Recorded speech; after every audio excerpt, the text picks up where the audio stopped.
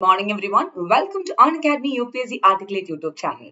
So this is Nisha Nujumudeen, your educator at Unacademy, an expert in Indian economy, current affairs and MCQs. So here we are with another important and interesting topic of the day, guys, under the series called as Current Topics and News for UPSC CSE 2022. So today, if you see, we have taken a topic from the subject area, that is science and technology, and it is none other than the blockchain technology. So you'll be so interested to know this blockchain technology being a very important hit list topic of UPSC CSE and also of current relevance. What is it all about? And that's quite known to all of us. When you hear the term blockchain technology, the next thing that comes to your brain is cryptocurrencies. And the next thing that again pops up is bitcoins, because that is the most popular concept, or let's say the topics that revolves around the factor called factor called blockchain technology, right? But then if you see, as far as the recent trending hot current affairs topics are concerned, it's time for us to have a look into the blockchain technology beyond cryptocurrencies. And now in this particular video, I'm going to take you through different dimensions of having a look into the blockchain technology beyond the factor or the concept called cryptocurrencies to transform the education sector.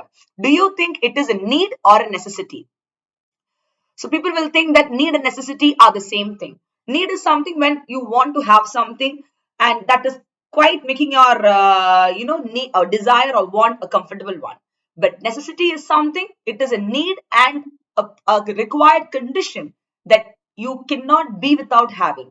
So now, blockchain technology beyond cryptocurrencies to transform the education sector, is it a need or a necessity? An important one or an extremely important one that you really need to adopt in this particular scenario? That is the topic of discussion of today's class. Clear? Yes, Tejas, Rajesh, Varsha, good morning. Hi, Krishna. So where were you for today's class? Varsha, I didn't see you. So now, yes, that's a happy early morning. Good morning to all of you. So now, if you see in yesterday's class, we discussed regarding DPG, that is digital public good, wherein again the online perspective of digitalization was brought in. In that also, I told you the importance of digitalization in the context of the social sector called education. So now something similar to the online perspective, and now the common factor called education in a different viewpoint or a different perspective of blockchain technology from the science and technology subject of UPSC CSE has been brought out to you people today. So every single topic that I am discussing with you is having a proper interlinkaging among them as a whole. Clear? So when the clock strikes 6 a.m., come for this current topics in news live class, the two free live class in the Unacademy UPSC Articulate YouTube channel. And I hope this topic is literally going to really interest you people, because it has so many interesting points that you should know, because to transform education sector is not a need, but rather I feel a necessity as far as our country India is concerned, right? With regard to increasing our HDI, Human Development Index, with regard to increasing the growth and development, and so many other perspectives. But now, how can the technological advancements like blockchain could contribute to this? That's why the topic is given as blockchain beyond cryptocurrencies to transform the so-called education sector. Clear? You can just go through my profile, guys. I am an assistant professor at Hindustan University, an economist for Government of India, and one of Unacademy's top plus educator, handling a lot of batch courses with regard to economics, current affairs, MCQs and all. You can just go through every other details. And now, most importantly, when you want to be a part of the Unacademy free or the plus platform, can you see a link that is given in the chat box, a pinned up link? Click on that, it will take you to my profile. Can you see a follow button here? Do follow to get all the updates, be it the free class or the plus class. So special classes are called as free classes of Unacademy using the code Nisha IAS Live. When you go to the app or via the link, you can unlock the free content, experience plus subscription or paid subscription for Unacademy for absolutely free of cost. And now for the structured batches and other stuff called as plus or paid classes, you got to get a subscription. Clear? So currently, if you see, there are a lot of offers going on. Until yesterday, that is Wednesday, we had an introductory offer which is continuing. That is, you can go for either 1 year, 2 year, 3 year. Whichever year you want, you can take a subscription. But I prefer you to take you for the 3-year subscription, because that will give you a lot of benefit. Okay. And if you want to come into the so-called UPSC toppers list of all India rank, from 1 to 760, or let's say 1 to 800 or whatever, then come and join. If you want your names to be registered, then Unacademy Plus platform could be the best platform for you. Using the code Nisha IAS Live is not just a discount from your free amount, but rather to come under the personal mentoring batch of students of under me as well. So for more details, feel free to contact me via the Telegram channel Nisha Nujumudeen for UPSC exclusively. Every single session that I take in Unacademy, be it free class or plus class, that is paid class, will be notified to you with all the structured contents as and when required. Clear? You can see the benefits of the UPSC CSE batches. Hindi, English, bilingual, sab kuch. You can see for the year 2022 and for the year 2023, it is planned well in advance. And there are so many optional courses which has been launching in the month of Jan, and now you can have a look into multiple options. If you don't like one option, then you can switch to the other without even paying any extra fees. That's the beauty of Unacademy out there from the top educators across India. And every Sunday we have the Unacademy UPSC Compact. You can enroll for the same using the code. Clear? Now, those who cannot pay the full fees, it is okay. You can just go for the loan perspective as well. You can chase your UPSC CSE dream to that, because nothing can stop you with your loan. With Unacademy is called loan for UPSC preparation in Unacademy, because Unacademy takes care of the interest and everything as such. You just got to register yourself. That's it. And there also the same code is applicable. Clear? Nisha IAS Live.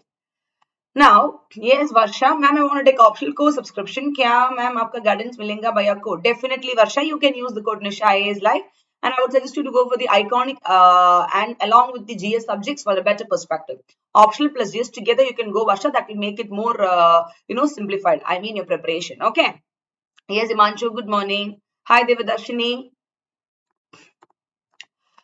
So yes, before starting the class, you got to really start your class with an amazing motivational quote of the day. Don't you think so? Yes. Here we have a quote of the day, my young officers. Winning your goal is not the toughest victory, but winning your patience to achieve that goal is the most toughest one. So have a great morning and have a great day, my young officers. Keep in mind, it's not you winning to become an IAS officer. That is not the biggest victory that you have in your life. But the patience you have to achieve that goal of becoming an IAS officer or IPS officer or any bureaucrat or whatever you want in life, okay, that is the toughest one, because that is one single factor which will take you through thicks and thorns, and that will teach you great lessons in your life to reform yourself to an amazing personality. Clear? So keep this in mind. Yes, Rajesh. Yes, ma'am, I took geography optional. Can I get your guidance? Why not? Yes, you can come under my mentoring program. I don't take geography options, but GS I teach current affairs and other perspective geography. Clear? But expert in Indian economy, current affairs, and MCQs. If the expertise area is that. Take care. And one more thing, guys, those who are looking forward for the, free class at Unacademy. When it is morning 6 a.m., come to YouTube for this current topics. 6 p.m. to the Unacademy platform. Okay, where UPSC level MCQs with a 360-degree coverage will be discussed at 6 p.m. in the Unacademy app itself. You just need to come when the clock strikes 6 directly to the app. You can see my classes there. Use the code Nisha IAS Live and join them for free. Simple as that. Those who are new to it, download the app, follow me there, use the code, watch it for free. Simple as that. Clear? Perfect.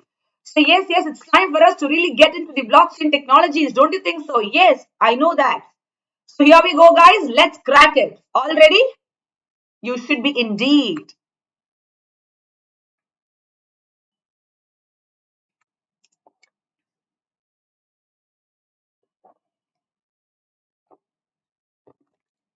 Now, talking about blockchain technology, guys, this is indeed very, very important these days, because in every single perspective, be it your health, be it your education, be it banking, be it handling of currency, be it managing the finance, this factor called blockchain technology, the recent advancement, has become a notified one. So now, blockchain technology beyond cryptocurrencies is one such keyword which attracts the attention of so many people. And now I have focused on the factor called as education sector, because very recently, guys, that was a hot topic of the day in the newspaper, I can tell you. So this is taken from the science and tech perspective, guys, of UPSC CSE syllabus. And now, as I told you, why are we studying this particular topic is until now, we all know that when we talk about the blockchain technology, we always used to hear, okay, this is something to do with the ultra technological perspective of cryptocurrencies called as bitcoins, right? and it has been known as a technology that enables this bitcoins, which comes under cryptocurrencies and ethereums of the world. We never even used to think about blockchain technology, how it is useful or how it could be applicable in various other sectors of our day-to-day life. So now I'm going to talk about the second most important perspective of making use of this blockchain technology under those perspectives, with a special reference to the transformation or the revolution of what? Education. Now, there is a big story, guys, which lies there in the potential, the hidden potential of this blockchain technology, I can tell you, even to contribute greatly to transform the other key sectors of our economy. And one such sector, this blockchain technology could really revolutionize, or let's say truly make a huge impact, is none other than the education sector. Having understood the importance of that, you know what happened? Very recently, the PM of our country, India, the Prime Minister of India, Narendra Modi ji, he launched a system. And this system was basically to award a blockchain-based educational degrees in digital form. So now in online form, a blockchain-based educational degrees will be awarded. Such an amazing contribution to technology, taking into consideration the COVID-19 pandemic and other perspectives of, the social distancing and the safe distancing, and also the lockdown perspective. Such kind of technological perspective serves the purpose with the utmost infrastructural facilities as a whole. Don't you think so? Yes. And this is a part of development for us. So now we are growing, we are developing in par with the developed economies of the country slowly and gradually. All these are a big signs of that. Clear? Yes, Rajesh, ma'am, when cryptocurrency started. Don't worry, I'll tell you about that. Hold on, let me tell you the current affairs, why we study this. I will definitely tell you what is blockchain, what is crypto, what is Bitcoin and all, which is a theory or the static part for your clear-cut understanding. Okay, the next part is going to deal with that only. So now, having understood that why we study this particular topic from a different perspective, it's very important for us to have a quick revision, or let's say a quick look into what exactly this concept called as blockchain technology is all about. Don't you think so? Yes or no? Yes. So here we go. This name called as blockchain. Do you think it's blocking something? No, it's actually not blocking something. It is actually making things more simplified, I can tell you. But the name is given as blockchain. So yes, Ms. Richard, good morning. So now this blockchain has actually got its name from the online or the digital database or the ledger. Now in this blockchain technology, what do? Is they'll start storing the information, okay, as blocks. And now they are coupled together forming things. Can you see this picture? Something like a link it is. So now what they'll do, this is a kind of online or digital ledger. Using this technology, all the information will be stored up, okay, as blocks, and now those blocks are coupled or joined together forming a chain. That is why it is called as blockchain technology. And now this blockchain technology, what do? They give you a singular or a single combination of permanent and tamper evident record keeping, the real-time transaction transparency and auditability. So now you cannot do any sort of collaterals or let's say some sort of corruptions very faster. It becomes something that requires a little of effort, I can tell you, because a lot of auditability, transparency, real-time transaction stuff, and a proper record keeping is possible in the blockchain technology. But at the same time, in blockchain technology, in the cryptocurrencies, in the bitcoins, n number of illegal stuff, or let's say not exactly illegal, the stuff do take place. Clear? Now, this blockchain technology in a short, sweet and simple manner for all those who do not know what exactly it is, and for those who know, as a quick revision to simplify it in a better way, it is nothing but what? A decentralized ledger. I repeat, I told you it's an online ledger. So it is a decentralized online ledger of all the transactions across a peer-to-peer, matlab individual to individual network. So now using such kind of blockchain technology, for example, we are using this blockchain technology, okay, what can we do? The participants can confirm the transactions. If you are using it, yes, you're going to confirm your transactions. And there is no need for you to have a central certifying authority. There is no need for any central bank like RBI or any other government authority to certify it. So this becomes more free and liberal. That is the place where the biggest question lies. Is it safe? Is it transparent? It is really under legal perspective, because a lot of collaterals can even take place, right? So now the blockchain technology is put up in such a manner that those who are using it can carry forward their transactions. Here there is no physical money coming, or let's say no online perspective. Everything is on the form of the digital perspective, the coins. Let's say for example in Unacademy, when in the special classes, when you watch the class, you earn the coins, the credit coins, right? You cannot use them, you cannot touch them physically, but when you make a plus subscription, you can redeem the points.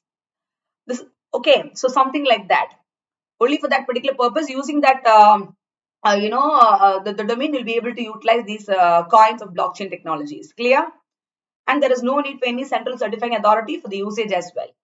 And what are the most important applications of blockchain technology? It includes fund transfers, settling trade, voting, and many other use. Oh my goodness, apart from the cryptocurrencies, you see, not only education, even for voting and other use and settling trades, we make use of blockchain technology. Clear? And can you see this picture, guys? Yes, Sir Ashutosh. Good morning to you as well. Now, for example, when someone requests a transaction via blockchain technology, I'm going to show you the practical perspective. See, we learn the definitions, we learn the other theoretical perspective, but practically, how does you really know what is a blockchain technology is more important. So that analytical part of the topic and that practical application of the topic makes it more simplified. Don't you think so? So yes, here we go. So now, for example, this is how, guys, practically it works. Okay. The second half of the picture shows you the practical application. Just for your better understanding, I'm telling you. Someone is requesting a transaction. Now, this requested transaction will be broadcasted to something called as a P2P network. And this P2P network will have computers known as node. Okay, we call them as nodes. And can you see this? Now, after verifying, processing, etc., etc., can you see this? There should be a validation. Now this computers known as node, the network of node. Can you see this? 1, 2, 3. 1, 2, 3, 4 node. Okay, this network of node, what they'll do is they'll start validating the transaction because somebody has requested a transaction through blockchain technology and the user status using known algorithms. So now it's a using of code and other coding and other perspective that happens here, which is totally different from the physical, mode of transactions or the other online transactions that we do. And now once everything is verified, for example, can you see these nodes, the different computers processing the networks? Once a tick has been falling for everything, when everything has been verified, now the transaction can, take place. So thus a verified transactions, it can involve cryptocurrency, it can involve contracts, it can involve records or any other information. This is how practically a blockchain technology has been utilized. Did you understand? All those who only knew the definitions of blockchain technology, I thought that I should talk to you, or let's say I should show you how does this work practically as well. Because many people doesn't know, they know what is blockchain technology, but then how does it happen practically? Very simple. This is it. I have made it more simplified for you. So next time you shouldn't forget it. Is it very clear, all of you?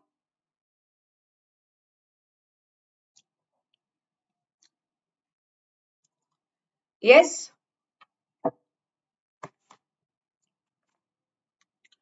Yes, Imanshu and the others in the class?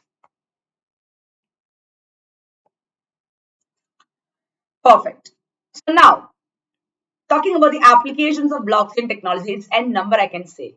So before going to that, this blockchain technology, guys, take care. I should tell you that they are incorruptible digital ledger of transactions. I repeat, incorruptible. That's what they say. Incorruptible digital online ledger of transactions that can be programmed. You're kind of programming it. Why? Because you want to record online or virtually everything of value. That is the whole point here. And now each list of record that you have in a so-called blockchain will be called as a block. Coupled together, they'll be called as a chain. That's why it's blockchain. Clear? And now an exact copy of this blockchain will be available to each of the multiple computers or users who are joined together in a network. And now, for example, if any new information is added or altered with a new block, then that is to be approved and vetted by over half of the total users. So it's kind of very difficult, guys. It's highly encrypted, secured, and it is having all the other perspective as a whole. It's not that easy to breach the data or anything in the blockchain technology. But using blockchain technology, you can do a lot of collateral with a cryptocurrency perspective. That is a different thing. But technology is highly secured and it is kind of encrypted in a high manner. Clear? Yes, Tinku. Yes, Himanshu ma'am, can we say that it is a democratic and decentralized? I will not say democratic, Himanshu, blockchain, but they are a decentralized digital, ledger transaction. That's what I showed you here. They are a decentralized ledger of all the transactions across a peer-to-peer network. That word called as decentralized can be used for a technology called as blockchain, but not, democratic. That cannot be democratic, you understand? Because in blockchain itself, if you see, the factor called cryptocurrency. The private cryptocurrencies was banned by, the government has given an order to ban it and asked RBI to form a proper committee to look it over because that can lead to a lot of issues. I'm talking about one perspective. But now since then the importance of blockchain has increased over the years. You see the applications of blockchain over here, guys. It's not just cryptocurrencies or Bitcoin, which has been there since 2008. Quite popular, guys, the Bitcoins, the online coins. And if you see another important cryptocurrency is Libra. Facebook, the social media application that you use, the Facebook now, Libra. So apart from these, the digital IDs, your Aadhaar, your other identification numbers, your fingerprint, your that, this, etc. All these are verified by the with the help of blockchain technology. Then the IoT, Internet of Things, your Facebook, WhatsApp, Amazon, I mean, Instagram, Google, etc., etc., etc., connecting across, and then your all the other online and YouTube and all this stuff what we are doing now. These are all here, all in all these spheres, you can have a better application, practical application of blockchain technology. Even in your banking sector, in voting, in payments and transfers, in the healthcare, even in the enforcement of law. That's even more brilliant. For rent, sale, real estate perspective of buildings, even the education sector. That is what currently RPM is more focused in revolutionizing the education sector through the application of blockchain technology. So that is why we are studying this today. Did you understand? This is the multifaceted potential of the technology called as blockchain. Yes, Himanshu, but ma'am, anyone can access the transaction history and has to be verified with the entire blockchain. It's not that easy to, access the transactions by anybody out. They should have an ID. They should be into it already. But if any change has to be done, then the entire users list has to be taken. So that's a long process. So people doesn't play with blockchain that faster. You understand? So this has to be really, really looked upon in that, scenario as well. Clear? I hope blockchain technology is perfectly clear for you. And you know one secret, guys? It's not a secret. It's actually a known secret, I should tell you. This is one of the most important hit list topic for UPSC Prelims.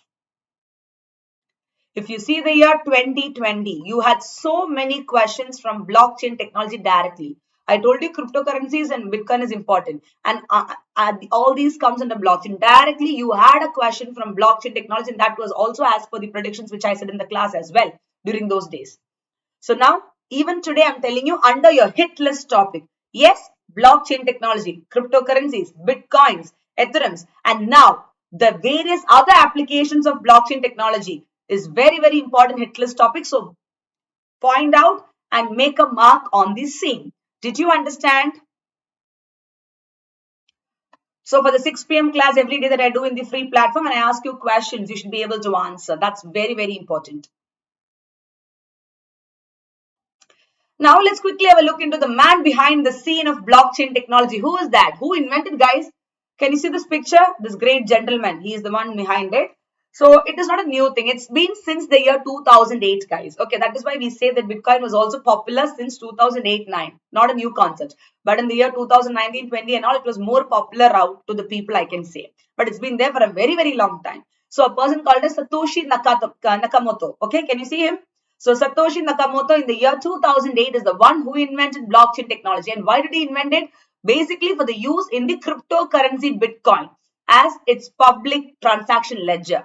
That was the purpose why this gentleman has introduced it. But today you see the potential of blockchain technology in various perspectives. It's n number. And yes, we can further and further research on it and extend their potential to greater extent. Clear?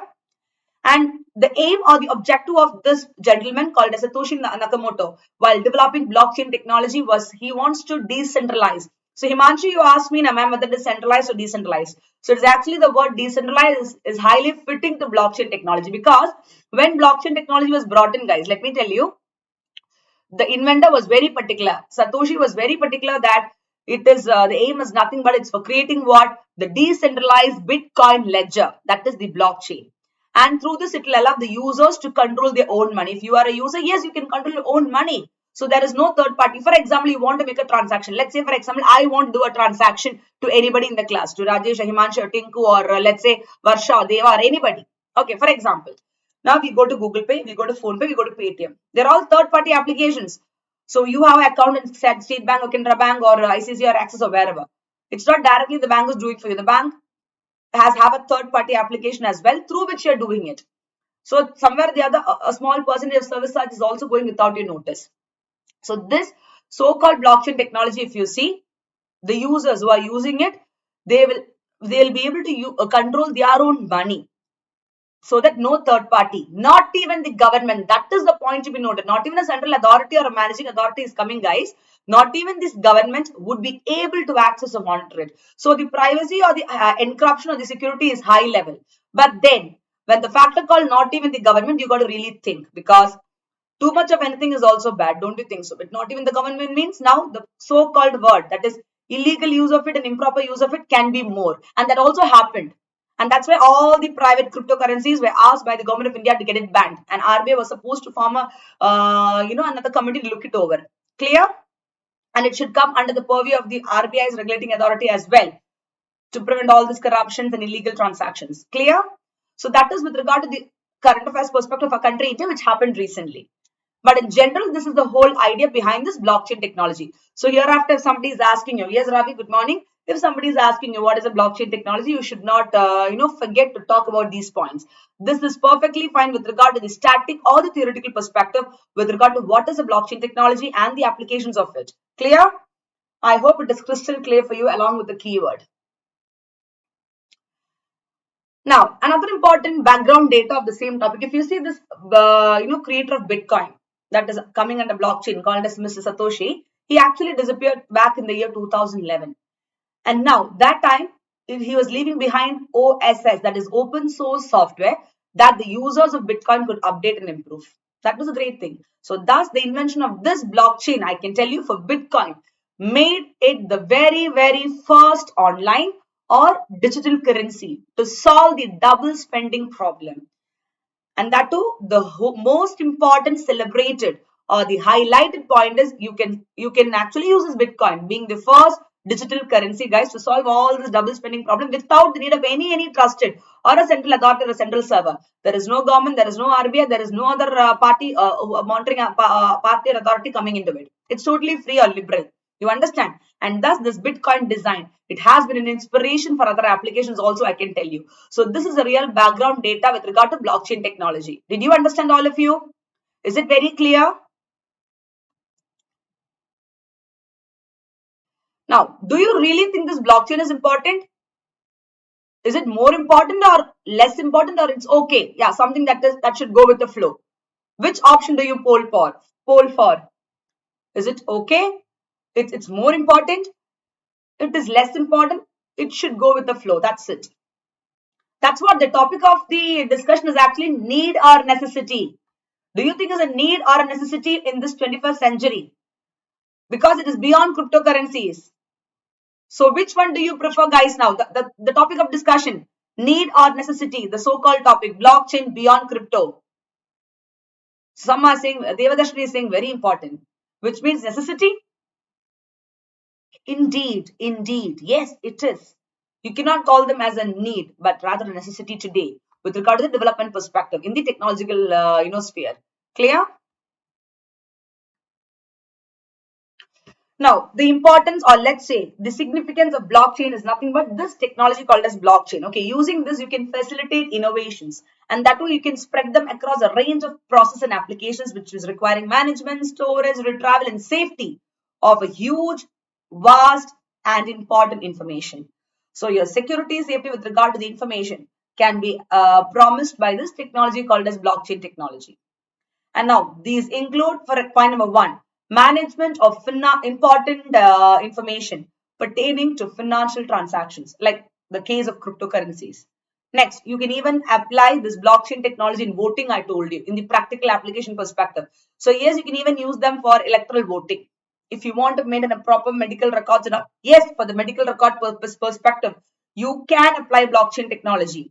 Next, academic lessons. That's why I told you the factor called education is coming in. Even for the academic lessons, blockchain technology is of high use. Then property ownership records and professional testimonials. So multiple phases, you can see the importance of this technology called as blockchain. And thus, a decentralized framework like blockchain will make the system and information stored therein fraud-proof, transparent, and credible. Which means less of corruption, more of transparency, more of accountability, more of credibility. But everything is having a lighter and a darker side. So does the cryptocurrencies of coming under blockchain as well. But that doesn't mean that the technology itself is bad. Utilizing them in the right way can give you better and progressive results. No doubt in that. Clear? And this is how the so-called topic has to be understood. why I told you the background data of blockchain is because I wanted to have a clear-cut idea what is blockchain all about and how it is connected to the so-called cryptocurrencies and bitcoins. Only then you'll be able to understand the various of the applications and the perspectives. Otherwise, simply telling you blockchain beyond cryptocurrencies and directly talking about the education sector. This will be something similar to the online or the digitalization of the education sector. You will not understand the difference between digitalization and blockchain technology. Digitalization, or let's say online transformation education sector, is different from the blockchain perspective. This is more and more the technological perspective, and you can see so many things into it. Whereas the other one is just the starting of it, which is inclusive under all this technology called as blockchain. You understand? For that particular purpose only, I told you in a very crystal clear manner the difference of blockchain, the static portion of it as well, for you to understand how it can contribute to the other sectors, especially education sector, which is of the today's concern on need, as per the initiative taken by a PM Narendra Modi recently. Clear? Yes, Tejas. Yeah, that's the thing. True. Yes, Ravi. Good morning, ma'am. What is peer-to-peer connectivity? Individual-to-individual connectivity, Ravi, without even having a third party involved. If I want to have a transaction with you, for example, by the bank account, we use PhonePe, Google Pay, all these stuff. A third party is coming. End-to-end transactions, you say, na? So peer-to-peer means that so-called individual-to-individual transactions without even involving a third party, even without involving the government or any central authority to look into. That is the meaning. Clear? Perfect. Is it very clear for all of you guys? I hope you have a clear-cut idea now why you should even think about blockchain beyond the usage of that in crypto or cryptocurrencies, right? In various other sectors. Because the definition, or let's say the background information of the same, makes you also think it's high time that we are also stepping into the other sectors as a whole, right? So now the most important part of your discussion happens now. The blockchain and digital education. Please don't get confused with online education and blockchain as same thing. It's not the same thing. There is a minute difference and a point to be understood. And now again, I'm bringing the current affairs of economy into this, because NEP, National Education Policy, is to be brought in. So blockchain and digital education. So now the National Education Policy put forward by the government of India in the year 2020. Don't you think so? The so-called blockchain and digital education is fulfilling the objectives put forward by them? Yes. How? That is the next question. If you see, the National Education Policy 2020, they call for introducing multidisciplinary education, guys. Now, multidisciplinary education is a factor where the students will be able to choose their own combinations of the major and minor subjects, along with the flexibility in course duration. That is as per the new policies put forward in the National Education Policy. The whole point is, in the regular or the current scenario, after finishing your schooling, you go to a college. You enroll for a 3-year BA Economics or a BA History or a BA English or a BSc Chemistry, Physics, Zoology, whatever. Or even you go for a 4-year engineering course or a 5-year medical course. This is what you do normally, right? But now, as far as the new National Education Policy is concerned, now, a student, to make him or her less burdensome and for having a multidisciplinary approach in the sector of education, they can choose a combination which are the major or minor subjects they want.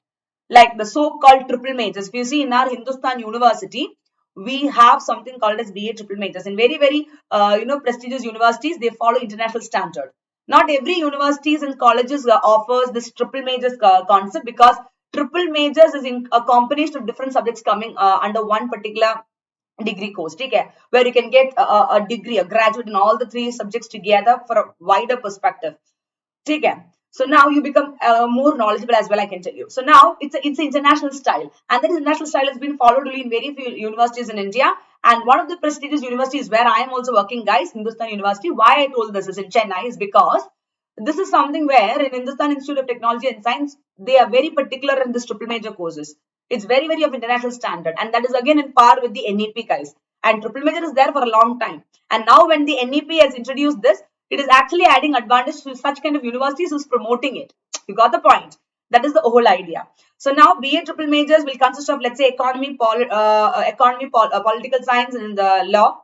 That is one triple major. Another triple major will be your political science, psychology, and economy. Another triple major could be again economy, sociology, and English. You can have the multiple combinations like that. You understand?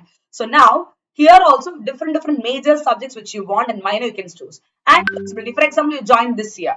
due to some reasons. It could be financial, it could be medical, whatever, you had to drop out. Now, the next year when you took a break of 1 year, and when you go and join the next year, the next to next year, for example, 2020 you enrolled, 21 you took a break, and 22 you want to go and join a college. Now they will say, no, you have to join from the year 1 for the same course. That is actually wasting 2 years of your life, right? And that some reason could be anything. So now under the NAP, the case is that you can continue from the second year itself. You understand? And you can have a choice of the course or the college or the place that you want to know. So what they'll do, like a chip transaction, like a small chip that you have in a small ledger, all the details, everything is online and recordable using blockchain technology. Okay? They'll record it. So they'll give a number to you. Through that number, wherever you go, if that has been typed, they can see the entire history of your education stuff. When did you join? When did you leave? And the course that you take. So the transfer becomes easy. No physical, no hard copies, nothing is required. Using that one number, like your Aadhaar number, they'll give you, and this becomes so simplified. That is how they're doing. That is how they're trying to implement in our country, India, at the fastest. Clear? And thus, keeping in mind, in this particular context, the blockchain can help implement a multiple entry and exit structure. So you will think that multiple entry and exit could be a disadvantage for the education sector. Anybody can join 1 year, take a gap of 3 years, then come and join. See, that is not the case. See, the government is not that, that ridiculous. They'll encourage all this. No, they're not that. Multiple entries in the context of the valid reasons, and multiplexes is also valid reasons. There is a way for everything. Simply like that, you cannot misuse the facility as a whole. You got the point? So this is the whole thing, guys. With regard to the blockchain and online, or let's say digital education, and in the context of fulfilling the objectives of national education policy, it plays a huge role. And don't you think so? This is indeed something to be looked forward as a progressive, perspective of revolutionizing the education sector for our country, India. Yes, it is. Yes, Rishabh, probably the features which blockchain has, I think country like India will never give crypto a legal status. See, Rishabh, for crypto, you cannot say they don't have a legal status. Cryptocurrencies are given a status. The only thing is we are banning the private cryptocurrency. That is another current affairs, which I already discussed in the editorial and the news classes. You got the point. मैं बोला मतलब they are actually banning the private one because of illegal transactions and other kallatarams out there. But you do have the cryptos happening now also under the so-called selected purview. Doesn't mean they'll come under the government directly, or let's say any other authority directly, but somebody will be looking over it. Okay, it's not actually really monopolizing, or let's say there is no monopoly coming out there. That is the whole idea here, because we are in India, a democratic country. So that is to be understood. Clear? Now, the next important point under the blockchain and digital education, like fulfilling the objectives of National Education Policy 2020. Another interesting point is it also displays skill badges. So now, don't you think so? Online or digital education and blockchain can really contribute to this, guys? Yes. Displaying skill badges. Skill development is very important. See, I'm a teacher, I'm teaching you. If there is no skill of teaching quality content, delivery of quality content, presentation of quality content, or you have a very quality content, but the teacher is unable to deliver it properly, and the student is unable to get it properly, then what is the point out there? So how can that be more, beneficial? So now, displaying skill badges point is that further, okay, using the blockchain and online or digital education, the students can be assured of the quality of teachers and educators, because this technology, guys, don't you think it's enabling the teachers or the educators to display their certified skill badges? So now, when that certified skill badges come up, it's a kind of degree given to you, and that is allowing the students to opt for the courses in a proper informed manner. So it shows out what you are, and moreover, the students, especially those who are opting for the higher education and research and all, even they can adopt the skill badges to indicate their proficiencies. So automatically it will enable faculty to identify the right students for the right project. So it becomes very effective. And also over the process of time, to be very sure in the so-called digitalization and in the online education perspective, that becomes so interesting. Clear?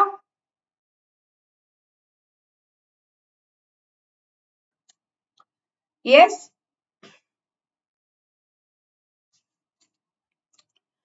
Okay. Next is the importance of blockchain and digital education. Point number 3 is designing scholarship ecosystem. Now, this is very interesting, as you would not have thought about it. Okay, the scholarship ecosystem has also been coming under this. If you see, a blockchain-based ecosystem could also be used to design a scholarship system, guys, where it is a kind of incentive for the students to maintain some continuity or consistency and achieve academic excellence when they're given some sort of scholarship for their studies. So you can even do that using the so-called blockchain-based ecosystem. Okay, you can even do that. And next is record keeping. Now, you know that be it any educational institutions or whatever, record keeping is a very big task, be it for the NAC accreditation that you say now A plus, A plus plus. How is an institution or university given that? You think it's a joke? No, it's a huge work, guys. Or the NIRF ranking of the institution or the university or the college or the school or whatever it is. So now it requires a record of all the every single departmental activities, the examination perspectives, the the student the record of it, every minute data of even the student who passed out from the day one the department of the university has started. I'm talking about every single department, okay? Till the present date, every single file should be kept forward. So now record keeping becomes a huge difficult task. Sometimes many malpractices, many illegal peeping of that, and so many things. And sometimes unknowingly human error can happen, system error can happen. This is something which is quite spoiling the whole cake. I can tell you. Now, for a proper structured record keeping, this so-called blockchain technology in the context of online or digital education plays a huge role, because it will be a very, very secure system which ensures education records remain immutable. I repeat, immutable. Because through this blockchain, guys, it can provide an excellent framework to manage student records, starting from the day-to-day information such as the assignments, attendance, and extracurricular activities to information about the degrees and colleges they've attended. So you see, in a chip, they get everything. It's not just the degrees or colleges or the marks that they have got is being displayed. Even from the assignments, their attendance, and every single extracurricular activities that they do, it's been registered there. So at the end of the day, the day-to-day activities to what they have will be visible out there. It will be like a plain, transparent copy. You need not even explain anything. That so-called technology will, with the help of all this, will help you explain it better. And now, how can you do this? These could be relied upon by prospective educational institutions and also the recruiters, guys, who can be provided access to relevant record. Doesn't mean that anybody can see this. You got to give an access. There will be a password for that again, and then they can view it. You got the point? So everything is kind of secured and encrypted over here. Oh, so this sounds pretty good now, guys, and it becomes quite easy for tracking also. The development of a country, India, for the data analytics, for data, availability, because lack of availability of proper statistical data is one of the big issues that we face even today. So you can even, avoid those kind of issues, thereby contributing to better development and knowing the in-depth development of our, country, India, in various spheres of development. As far as education is concerned, yes, this becomes even more easy for us when all this is practically, imposed. Clear?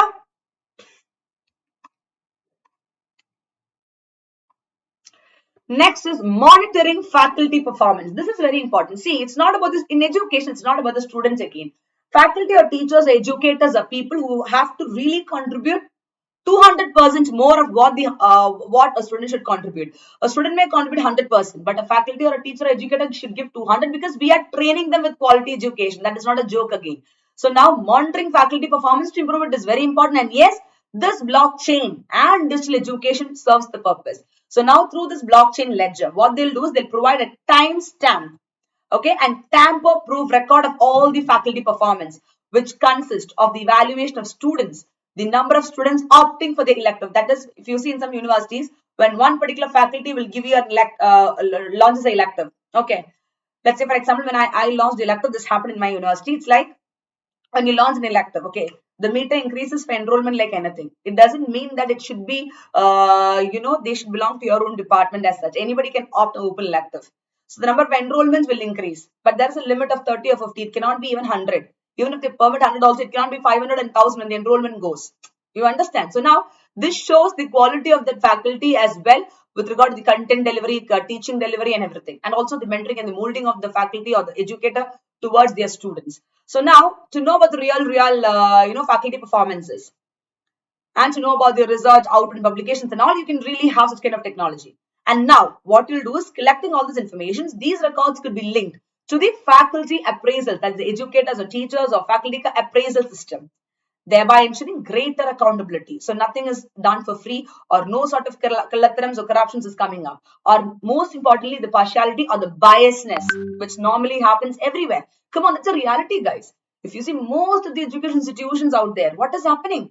The biasness really happens. The partiality really happens is the biggest complaint they're bringing out. So this is what some people keep telling, right? But I don't think, see, I have not experienced it. Or even if I have gone through that also, I don't take it much seriously, because see, that is not the purpose why we are employed in institutions or universities. We are employed for something else. It is for exploring the place where we are put up, not entering into such petty politics which doesn't even add value to our profile, not to the delivery of our content, not to the students whom we are mentoring, not to the institution or university where we are working. That's the logic that you need to understand, or the maturity that we need to develop, because that will take you to the greater level, guys. If you have such kind of attitude in the working space or the professional space, that's more important. Okay.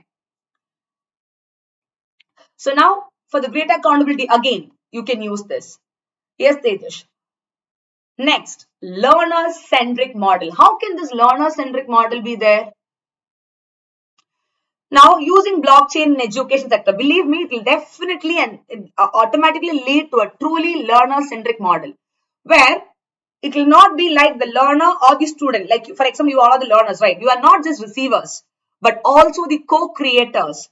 And the teachers will not be just sending the information one way, but becoming more participative. That is the whole point. See, I always used to tell in my classes, my teaching is a two-way traffic, and not a one-way traffic. Traffic means not the other wala red, green and orange wala color traffic. No, I'm talking about the other perspective, where it's not what I am delivering or telling you. It's what you people are also telling back. Your interactions, your ideas, your innovations, that has to strike the bar. That's why I keep telling you, put your, viewpoints. Do interact in the class. So even in this live class, you're interacting and putting out your viewpoints, and we are having a great interactive session, because that is something which will fulfill the teaching, or let's say the effectiveness of delivery complete or satisfactory.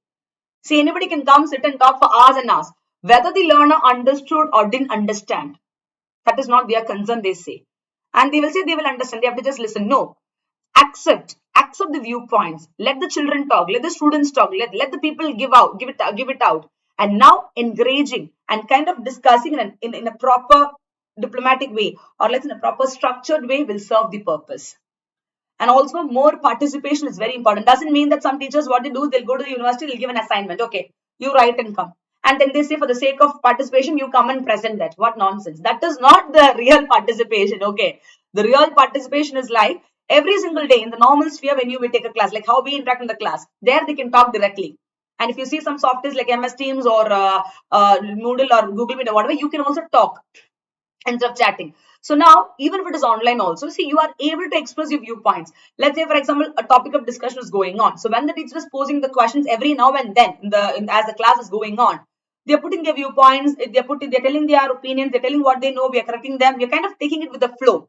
It becomes a two-way traffic where more and more participation of the children or the student is happening, and their brains are getting triggered. They start thinking what, why, how. I repeat, what, why, how, with regard to that particular topic of discussion. So it's kind of creating or invoking the interest of the candidates who are listening to that, or attending that lecture. Don't you think so? That is the way it should be. And this learner-centric model is something which I highly, highly appreciate, guys. And I feel, at least in my UPSC class also, I maintain this. And I because that is very important, guys. Otherwise, it becomes so, it becomes so ridiculous to have a single-sided model. Let me tell you that. Yes, Rishabh, what is it? Ma'am, two questions from different topics, but wanted to clear my doubts.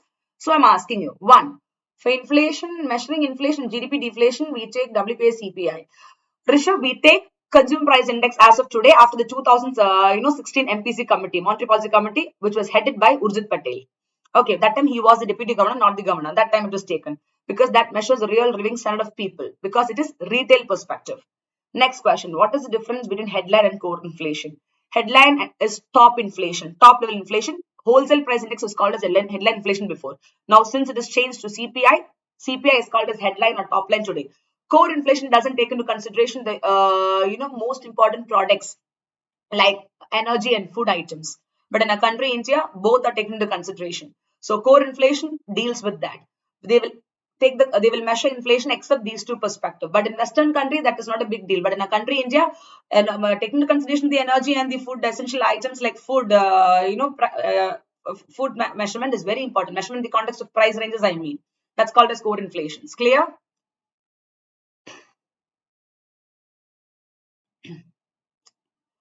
Did you understand the difference? And don't worry, I'll come with topics of inflations also. Take care.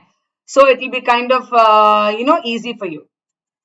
And from where did inflation come? I'm taking so seriously about blockchain technology. Your brain is into core inflation, huh? So when the value of food and fuel is excluded, it's called as core inflation. But in a country India, they are very, very valuable, so we cannot even think of avoiding it. So sometimes some people say core inflation is equal to headline, but they're called as top line inflation. It's clear? So I can put it very simplified for you. Headline inflation refers to rate of change in the consumer price index, which we measure today, because we measure the average price of a standard basket of goods and service consumed by one typical family, for example. On the other hand, core inflation measures the change in the average consumer price without even taking into consideration food and fuel price, or let's say after excluding from the consumer price index certain items. Food and fuel, that cannot be the case in our country, India, because food and fuel plays a huge role in our country. Clear? This is it. I hope it is crystal clear for you. No more doubts. Yes, Rishabh? Perfect. Yes, Ravi, you are true, ma'am. I have completed graduation without attending college. Arey, kya baat hai? I was in government college, ma'am. Arey, that is so sweet. Acha, without even attending college, you became a graduate. But then you're preparing for UPSC today, na Ravi. That is again making you understand. Come on, your knowledge has to be broadened and horizon. So what you faced, the upcoming generation shouldn't face. They should attend the college, whether it is government or public or private. Because otherwise, they're not going to benefit. Don't you think so? And accordingly, the necessary infrastructure facilities should be put out as well. Anyways, yes, Rishabh, actually, I'm software engineer working in an American firm. So blockchain, I daily go through for me. That's why I concentrate on other topics. That's great. Yes, Mr. Software Engineer, you will know more about blockchain technology. But now here we are not talking about the real blockchain. We're talking about the blockchain beyond cryptos. Here in the context of education sector. So this is something which should get into your brains. Now you will get 2 to 3 from me on your heads morning. Focus. Okay, anyways, your doubt is clear, right? Yes, Tejas? Perfect. Now, having understood the importance of blockchain and digital education, don't you think so, guys? As I tell you in every single class, everything has a lighter and a darker side. So does this particular topic of discussion today as well. So there are few challenges or issues associated with what? With blockchain technology. What are they? Point number 1, low scalability. That is, for example, if you see in reality, okay, this blockchain, it is not for a huge number of people or users. It works fine and properly for a very small number of users. However, when the user numbers increase on the network from 100 to 1000, for example, now the transactions that happens on the blockchain becomes very, very, very hectic because it takes more time. It takes longer to process. That's a big disadvantage. So for that, they need to find a way. How can that be more simplified? So they need to work on that. So as a result, what happens when the transactions are taking longer to process, the cost becomes higher than usual, making the blockchain more costlier. And at the same time, they also restrict more users on the network. Okay, enough, bus. The entry seats are limited. So this is it. We are done with it. So such kind of accessibility issues pop up. And the cost effectiveness doesn't come there. It becomes too costly because the time consumed is more when more number of users are increasing on the network. That is one important challenge. Next is security challenges. So if you see, we say blockchain technology do have securities and all this stuff with all the proper coding, security perspectives and encryptions. But if you see, since the so-called central authority, be it the government or as far as the country India is concerned, the RBI, the monetary authority, nobody is having a look into it, or let's say a direct role into it. Somewhere or the other, whatever coding, whatever security or encryption you have, a threat to the real security happens there, guys. How? Sometimes if you see these blockchains, okay, though they have all the other protections also, they are more vulnerable to network attacks because they were not originally designed for network protocols. So now there are challenges of insertion of malware files and objectionable content because the blockchain services continue to grow. That is a very, very important thing to be noted, guys. because blockchain servers are continuously growing. So now coming of malware files and objectionable content will happen. So it's a threat to the security. So now what happened? The privacy violation. Don't you think this is raising the issue of violation of privacy and also potentially illegal files? Then malwares, copyright violations, all these things will pop up. So now the factor called security challenge that is highly to be addressed at the earliest. Now the third important point, interoperability. That is another sore point here. Come on. It's still in its nascent stage in the country and a lot is needed to be done in many cases. This is a problem which most of the technological changes face in our country, India, I can tell you. Next is immutability. Immutability is one of the most important features. When I taught you about this blockchain, they are a decentralized ledger of all the peer-to-peer transactions and all. At the same time, they are immutable, which means once some data has been entered, you cannot even think of changing it. It cannot be altered or deleted. That is when you consume something. Even if you want to put it out also, even if you think that, okay, I should not have eaten this, nothing can be done. It is gone inside. The remaining process will happen in your body, no doubt in that. You have to face the consequences. Maybe you could be taken to hospital. You know that you shouldn't consume poison, but by mistake you did that. If you're not taken on time to the hospital, that's it. Fatafat, khatam ho gayi aapka zindagi.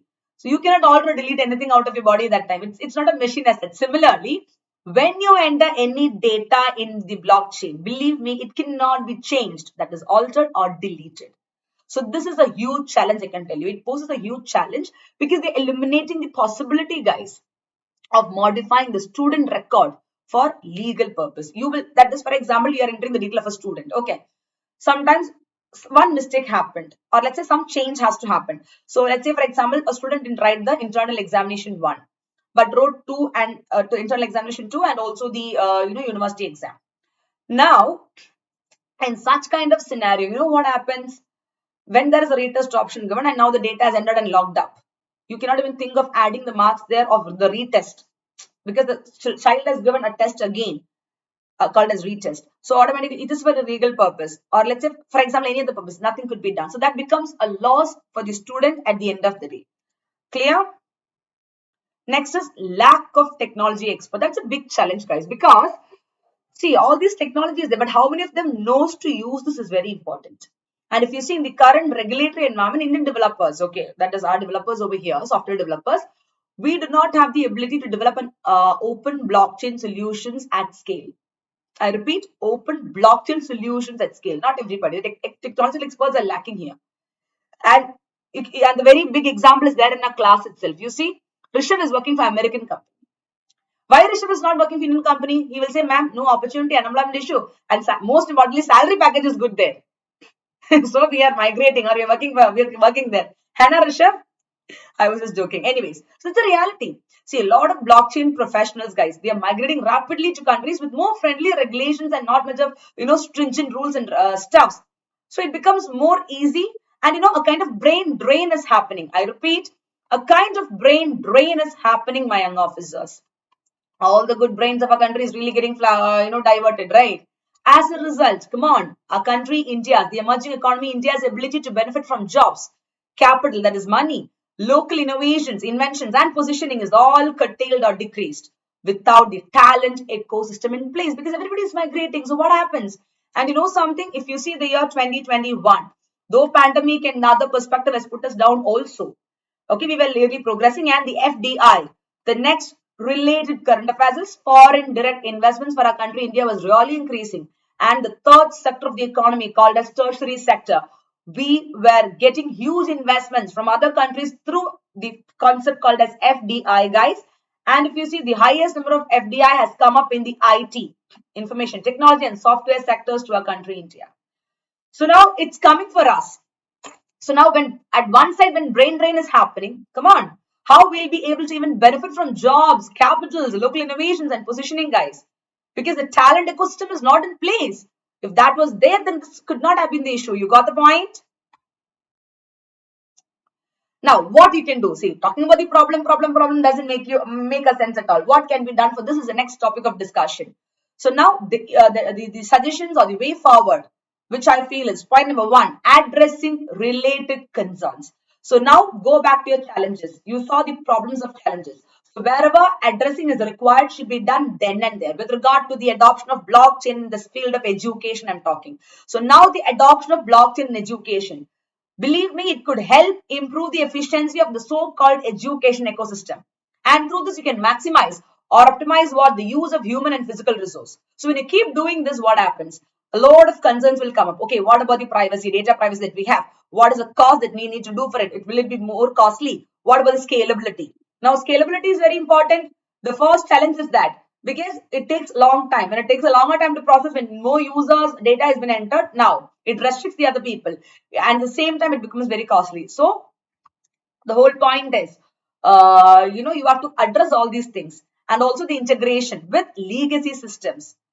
Otherwise, there is no point. So in then and there immediately address the concern. So now when you really adopt the blockchain education sector to revolutionize it truly, like our PM Modi said recently, it makes a lot of sense to the fullest for transforming the education sector of our country, India, through this. Clear?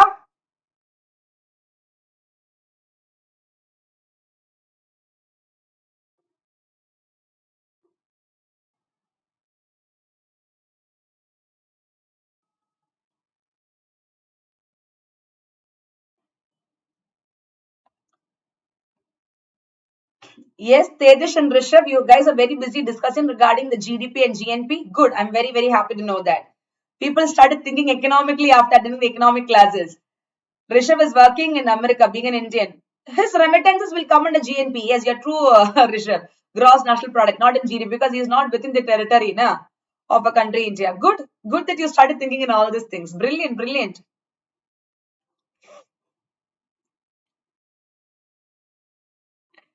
क्या बात है, look at the interconnection linkage of my students. पता नहीं क्या है वो, where all they are taking themselves. But I really appreciate, yeah, when you start doing all these things now, even the normal conversation becomes more informative. It becomes infotainment, and that adds more value to what you're actually doing. That's really a very good quality of a UPSC CSE aspirant, let me tell you that. And not only a UPSC aspirant, as an individual who really want to be a knowledge hub, who really want to excel in that as well. Now, the next one. Yes, Mauri, where were you? I was just thinking. Your name was not seen in the class. Good to see you now. Yes, Tejas, sorry. Arey, that's okay. I was just, telling about the GNP and GDP. Good that you brought those points through the normal conversations that you have. There also economics is coming. It is very important from national income perspective of the UPSC syllabus. Good. Keep going. Start your day like this only, every single day. Anyways, the next way forward is investment for digital education. So what you can do for this thing? See, taking online class, having a video mode doesn't satisfy the case. It should be having a proper infrastructure facility as a whole. For example, I'm going live with you across India, let's say across the world. So Rishabh is from US again. So now again, even he is able to access my videos. How? It is all through the technology. So the proper infrastructure should be there with regard to technological perspective to make the online education or digital education more effective. If the camera is blurred or is not proper and the video is not proper with the no proper PPT and the software interface is not good, will the learners watch in spite of having a quality content? No, that has to be proper. And when there is no pen tab, when there is no markings done in the class, how can that be effective? So the support of infrastructure has to be there, guys, to support digital education. So thus I can tell you, transition or a huge shift that we see today from teacher class based teaching to online or digital education will need a multi-pronged efforts over time. People think it's very easy to teach online. I don't understand how rubbish or let's say how narrow their thoughts are. It's the most difficult thing, and I've been teaching in the online exclusively for the past 7 years. So that is not an easy task. Capturing the attention of the learners or the audience, just like how you meet them physically, and making them feel that come on, their entire attention has to be put out here, requires a lot of effort because you're not physically seeing them through the camera. Anytime they can switch on the phone or the laptop and they can go, or they can even mute it and do some other work. We are not forcing people here. We cannot do all those things. They are not bound to sit because we are not seeing them. And even if you're seeing them also, see, there are multiple things that happens. And now when there is a proper infrastructural support which has been given via the proper clarity or the software or the application that we use with the other camera qualities, with the content, with the PowerPoint supporting, and also the pen tab, whatever, then it makes a lot of sense. So thus, for students, teachers and institutions, More investments and better infrastructure is a necessity that must be fulfilled. So now, yes, in the online or the digital education, investments are required and related technologies to achieve the ambitious targets of the National Education Policy 2020 and to provide education that is holistic and multidisciplinary. We need to do this. We need to have more investments for digital or online education to revolutionize it at the earliest or the best. Clear?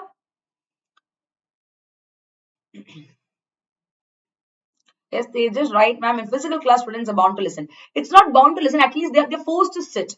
The factor called forcing and making them sit is there. But now let me tell you, the beauty of online is, see, nobody is forcing you.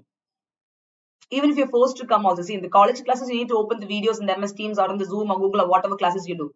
But the atmosphere you get, you yourself is making a decision. Chalo, I have a class now and I need to go and focus. So you yourself is not getting forced by anybody. You get up a mind that, okay, have a mind that you are going to do this. You're making up your mind like that. And accordingly, what is happening? A kind of decision-making capacity and the purpose for what you're doing adds more value to it because you yourself is taking an effort of going and watching it or sitting for that to get it out.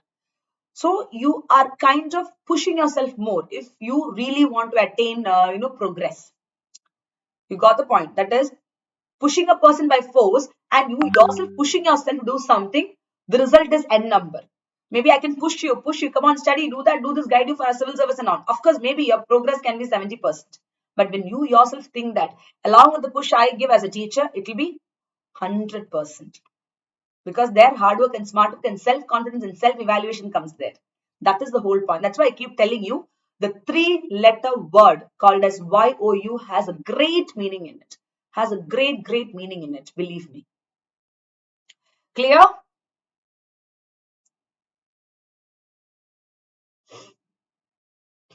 Yes, Maury, true. Yes, Ravi, what is it, ma'am? Aadhaar data can be altered though it is in blockchain tech. See, you can change Aadhaar data and the whole point is when you go for the identification blockchain tech, you can use for the Aadhaar entry and all.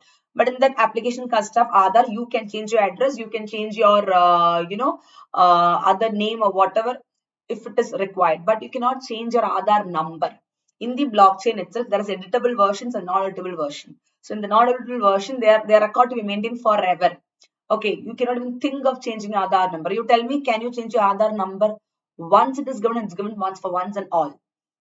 But changing the address is possible. That editable option is there, or the phone number is possible, but not the other thing. You understand? That is the importance of blockchain out there. Clear?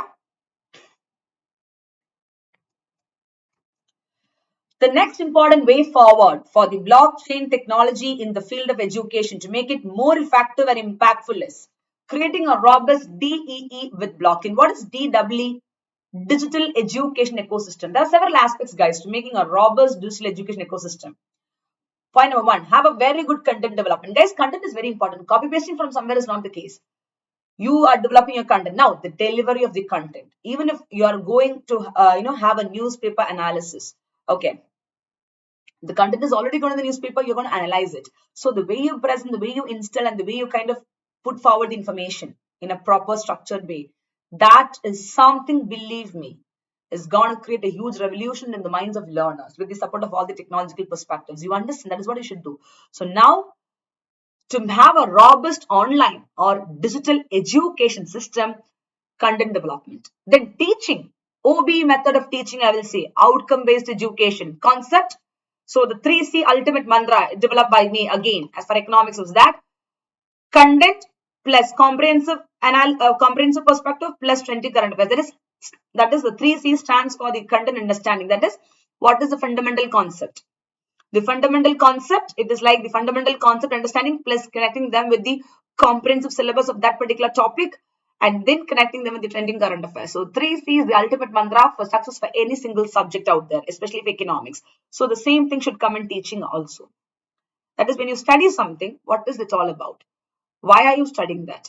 How it is connected in the comprehensive part of your syllabus, whatever it is, and what is the trending current affairs. It's called as outcome-based education. Your program outcome, your course outcome, your specific program outcome, all these things are satisfied there.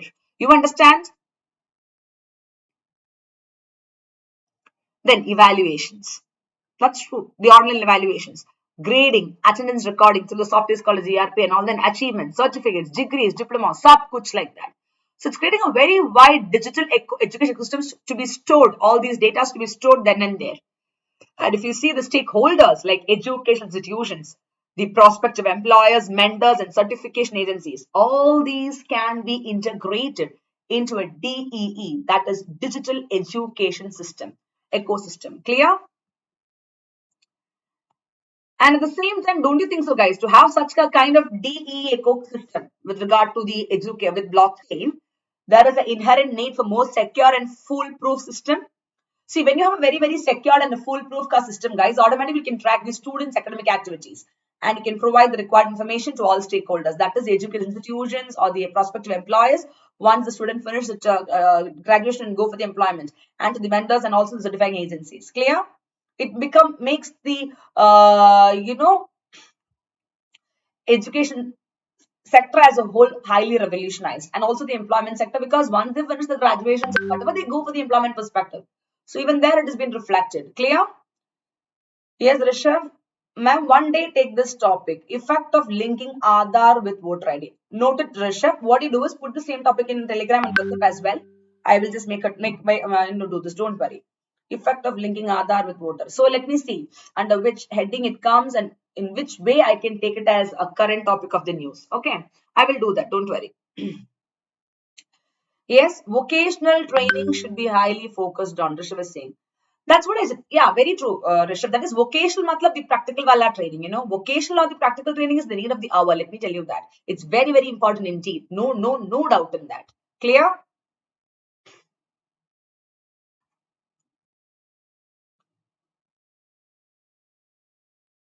Thus, taking into consideration the COVID-19 pandemic and stuffs like that, it's high time for us to understand that this pandemic, come on, it has really affected all the education institutions, guys, worldwide, not just a country, India.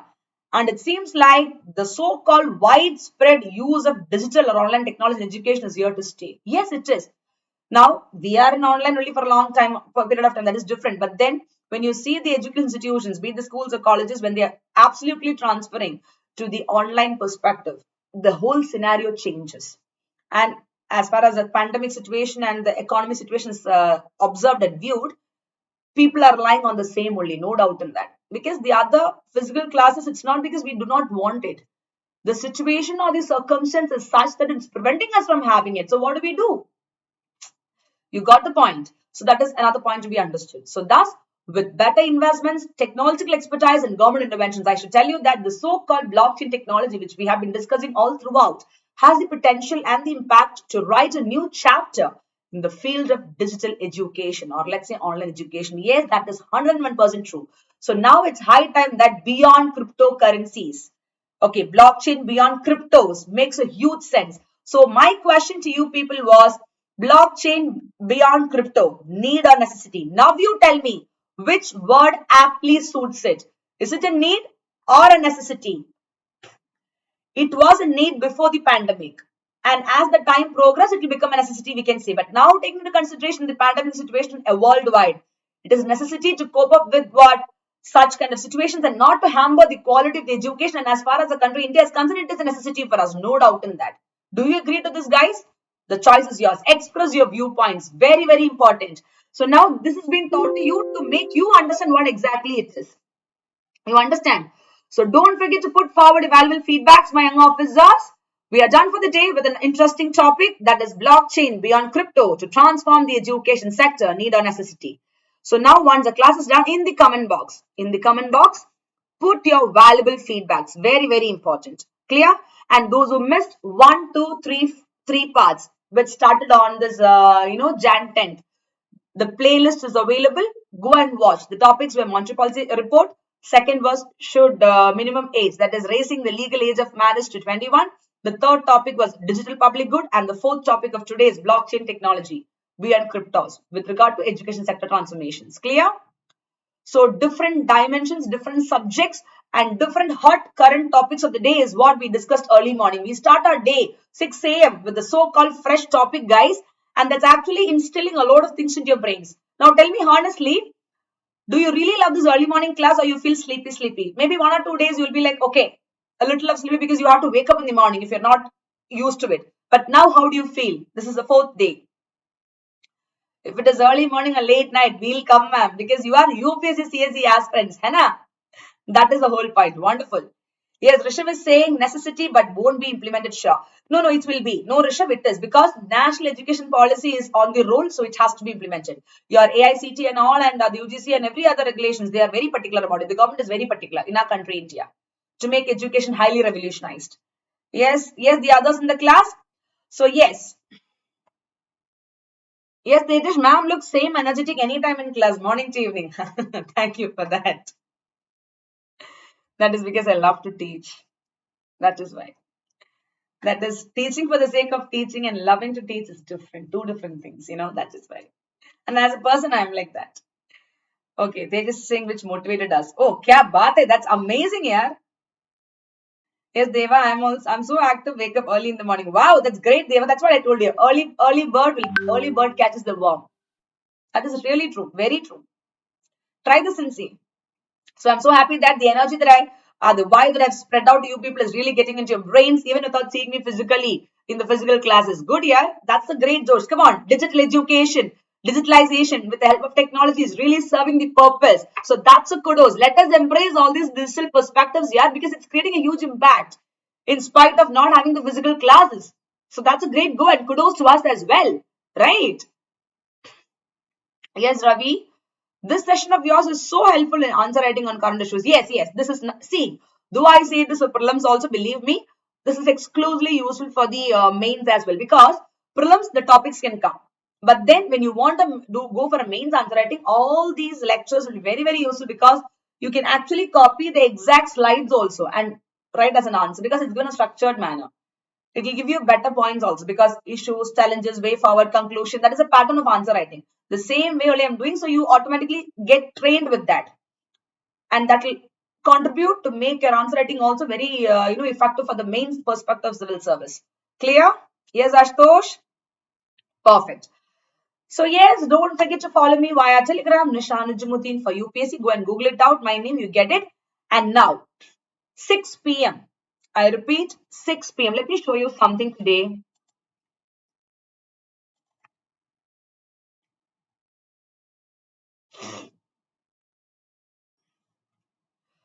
This is my Unacademy profile, guys. And now, can you see the special classes? UPSC level MCQs for prelims 2022. Can you see it has been scheduled? Today is 13. Yeah.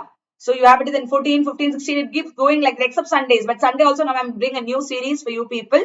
So now click it. For example, today is 13. Now click this. Okay. Click this. So this will be live at 6 p.m. They will ask you a code. Put the code Nisha IAS live. Can you see that? So that will fetch you an access to the free content. Clear? And for the plus also same thing. Okay. For the plus also, 1 second. Same thing. Use the code Nisha IAS live for getting all the discounts. Anyway, for the free class, don't forget to come. And I'll show you something, how the free class is. Just have a look into it, how the interface goes. You can actually have polling. You will have a totally different interface, guys. Just see this. Can you see? This is how a special class looks like.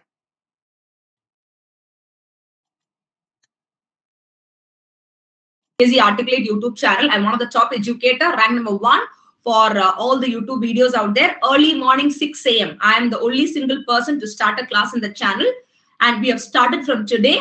Goal. People get confused because people think that the nodal. See, whenever a question is given to you, 1001 times, 1, 2, 3, you can actually understand it from that. See, I'll give you chocolates only if the answers are correct. See, you have an option of polling, guys. So now when the question is coming, you can poll it. Okay, A, B, C, it's very interesting. Then you can actually playback. This playback speed is there. There is a dark theme, slide mode, sab kuch like that. The messages come here. There is an option for messaging. There is a raise a hand option. Raise a hand option is what you know. That is an option where you will be able to talk to me as well. So multiple things like that. But then that is applicable only for the plus learners of Unacademy, the iconic plus learners. Clear?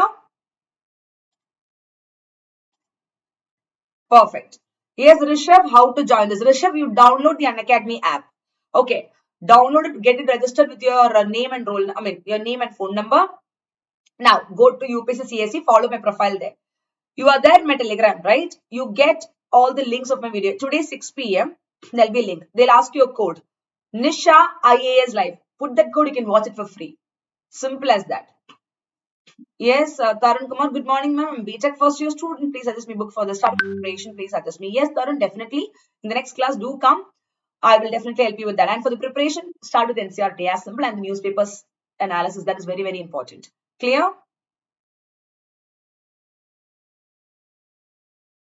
Yes, Imanshu, every time I join Unacademy free class, I get a call, ma'am, while studying. No, you can just tell them. If they get a call, if they ask you for the plus subscription, no, I will take it when I want it, and you can just tell them. And the code, this is the code I'll be using, you can just inform them, nothing wrong. Yes, Rishabh, hoping for the best. And once again, thank you for clearing one more important topic in news, and we'll be looking for future videos. Definitely, Rishabh, for my learners, for my dedicated learners, I should say, because early morning class is not a joke. Not everybody comes, but you guys really come, and that makes me also happy.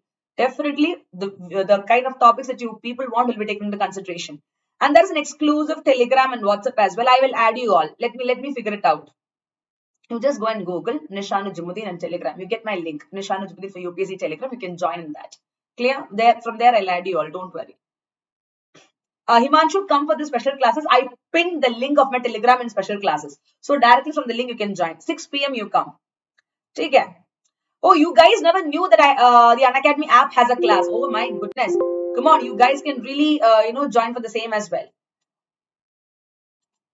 Chalo, bye-bye. Thank you so much, young officers. I'll see you at 6 p.m. today evening in Unacademy free class of MCQs, and most importantly, tomorrow morning 6 a.m. with another interesting topic. Come on, that will be even more interesting topic. Till then, bye-bye. Take care, and don't forget to like, share, and put your valuable feedbacks in the comment box of this particular YouTube channel, because that's more important.